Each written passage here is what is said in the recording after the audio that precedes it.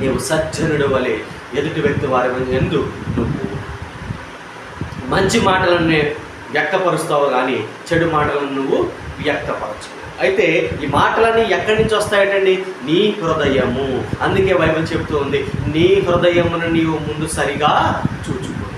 నీ హృదయాన్ని నువ్వు సరి చేసుకుంటే నీ క్రియలన్నీ కూడా అక్కడ సరి అయిపోతాయి.